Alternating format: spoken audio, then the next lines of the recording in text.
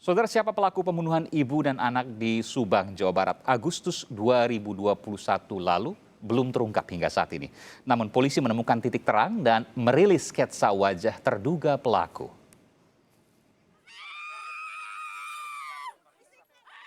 Teka-teki pelaku pembunuhan ibu dan anak di Subang, Jawa Barat pada Agustus 2021 lalu mulai menemukan titik terang.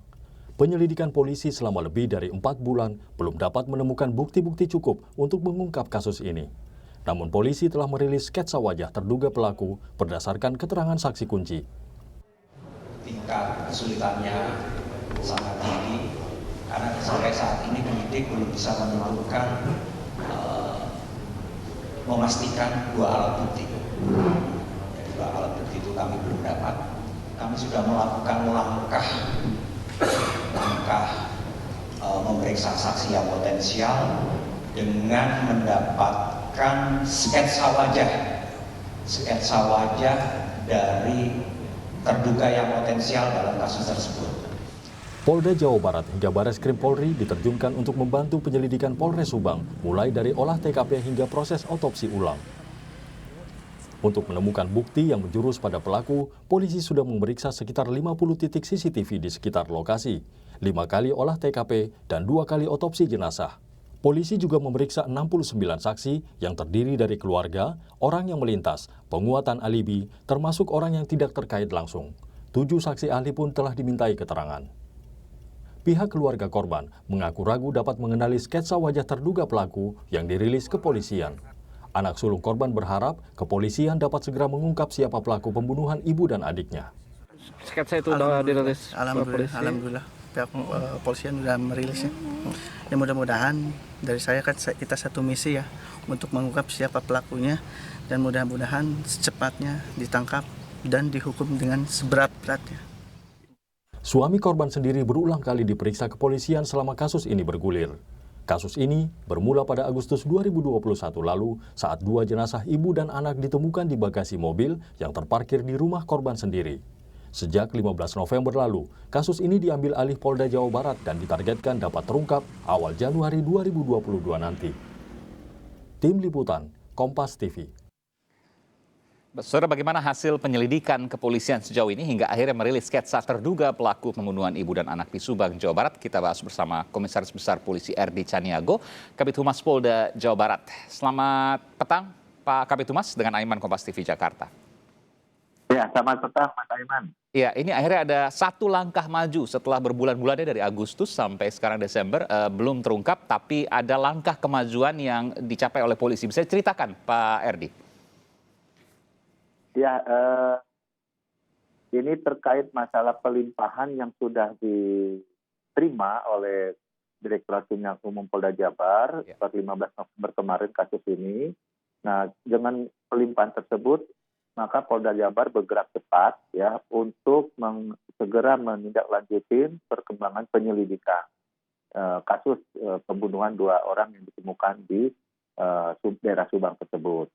Nah, dari hal ini sudah ada peningkatan dan kemarin atau tadi pagi ya terkait dengan rilis yang disampaikan pada saat rilis akhir tahun, Direktur Kriminal Umum Polda Jabar menyampaikan bahwa sudah ada peningkatan penyelidikan berdasarkan dari gambar yang sudah disampaikan. Nah, oleh karena itu ini sudah merupakan suatu kemajuan dan mudah-mudahan dalam waktu dekat bisa mendapatkan titik terang siapa pelaku pembunuhan tersebut. Sejauh ini rilisnya satu sketsa atau lebih dari 1 orang?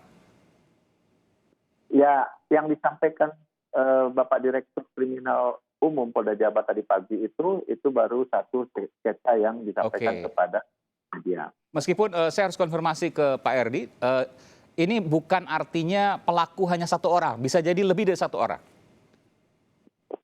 Bisa kemungkinan itu lebih dari 1 orang karena kan kita melihat pelaku korban tersebut kan 2 orang. Nah, tentunya ini tidak mungkin dilakukan oleh 1 orang saja. Saya sempat melihat sketsanya, koreksi kalau saya salah Pak Erdi, ini tampak belakang, betul ya? Iya, tampak belakang. Biasanya kalau sketsa kan wajah. Ya, Mungkin ini berdasarkan keterangan awal yang disampaikan oleh saksi kepada penyidik, Ya. ya bisa saja kemungkinan saksi tersebut itu melihat dari belakang pada Oh, saat oke. itu. Lalu Bisa saja dikembangkan ada seperti- tampak samping juga ya? Ya, seperti itu. Oke, jadi memang wajahnya menurut saksi-saksi yang bercerita kepada pihak kepolisian di BAP begitu ya, itu tidak melihat wajah bagian depan. Ya, karena kan kita ketahui pula bahwa kejadian itu kan dini hari ya. Iya, iya. Akan di kejadian itu dini hari dan ditemukan itu ya pagi hari juga ya kurang lebih pada sholat subuh. Nah baru kita temukan kejadian-kejadian tersebut. Saya nggak tahu apakah pertanyaan saya ini masuk ke materi penyelidikan atau tidak, tapi apakah dari foto, dari wajah, dari sketsa ini ada kemiripan dari saksi-saksi yang pernah diperiksa, Pak Erdi? Ya itu mohon maaf ya Mas Aiman, ini kan substansi dari penyelidikan, Oke, baik. jadi tidak bisa disampaikan. Oke, artinya Polda Jawa Barat yakin bahwa ini sudah selangkah lagi akan ada penetapan tersangka yang waktunya tidak akan lama lagi. Ya insya Allah mohon doanya ya. Karena biar bagaimanapun juga dari penyidik Polda Jabar, ya Polda Jabar itu komitmen ya untuk fokus mengungkapkan perkara yang sudah lama kita tunggu-tunggu ini ya Mas Eman. Terakhir Pak Erdi, apa yang membuat kasus ini begitu sulit? Karena sempat kemudian ada alibi waktu itu ya Kapolres di Subang, Jawa Barat yang sudah begitu yakin akan kasus ini, namun kemudian kembali ke titik nol. Dan sekarang kita lihat dari Polres, kemudian sempat juga dilimpahkan ke tim Mabes Polri datang, lalu sekarang full diambil alih oleh tim Polda Jawa Barat. Apa yang membuat kasus ini begitu sulit, Pak Erdi? Baik, ini sebetulnya tidak ada yang sulit, cuma ini adalah proses penyelidikan yang harus diungkapkan.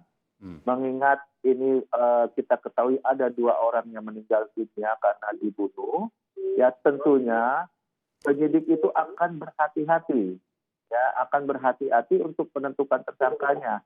Harus disesuaikan dengan bukti, petunjuk, alat bukti yang ada di lapangan.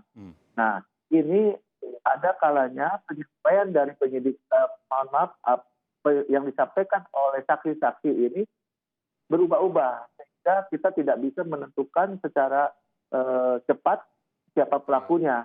Nah, ini kembali lagi sekarang sedang didalami tentang petunjuk, alat bukti, keterangan saksi, ya, yang disesuaikan dengan di TKP kasus pembunuhan tersebut. Intinya penyidik itu sekarang sedang berhati-hati untuk menentukan pelakunya dengan menyesuaikan bukti dan petunjuk yang ada di TKP saat ini. Termasuk adanya, saya nggak tahu apakah ini rumor, tapi ada informasi yang kemudian juga berseliweran yang menyatakan bahwa TKP, tempat kejadian perkara, telah rusak pada saat polisi sudah datang. Jadi agak sulit kemudian untuk dilakukan olah tempat kejadian perkara. Benarkah itu? Oh itu tidak benar, ya tidak benar. Ya namanya kita mengolah TKP, tentunya itu pasti akan dapat bukti-bukti awal yang bisa kita jadikan petunjuk untuk mengarah kepada penyelidikan lebih lanjut. Ya karena yang kita harus ketahui bersama bahwa pada saat itu situasional kita mencari bukti-bukti ini tentu mencari yang benar-benar ada kaitannya dengan peristiwa tersebut. Jadi itu tidak benar TKP itu rusak. Tanpa mendahului hasil penyelidikan dan juga nanti penyidikan dari pihak kepolisian, Pak Erdi, mohon izin. Saya juga melakukan investigasi di TKP pada waktu itu, meskipun saya tidak menembus garis polisi, karena tidak boleh menembus garis polisi. Bahwa apa yang kemudian saya dapatkan, ada kecurigaan bahwa pembunuhan dilakukan oleh pembunuh bayaran. Akankah itu kemudian menjadi opsi penyelidikan polisi, bahwa arahnya ke arah sana? Benarkah itu, Pak Erdi? Tidak seperti itu ya Mas Aiman. Kami dari kepolisian itu hanya fokus mengungkap peristiwa tersebut. Kita tidak tahu itu pembunuh bayaran atau mungkin dari pihak yang lain. Yang jelas kita sedang berusaha mengungkap siapa pelaku-pelaku tersebut. Nah, ketika kita sudah menemukan tersangkanya, kan baru bisa kita ketahui apakah yang bersangkutan pembunuh bayaran atau tidak, atau itu unsur balas dendam atau sakit hati, di situ nanti motifnya diketahui apabila kita bisa mengungkap pelaku-pelakunya. Baik, terima kasih informasi yang menarik. Tentu kita juga akan menunggu, publik juga akan menunggu karena di media sosial ya di tengah publik juga ini menjadi perhatian khusus yang kemudian menjadi perhatian banyak masyarakat. Terima kasih Kepala Bidang Humas, Kabid Humas Polda Jawa Barat, Komisaris Besar Polisi RD Caniago telah memberikan informasi di Sapa Indonesia Malam. Selamat malam Pak RD, sehat selalu.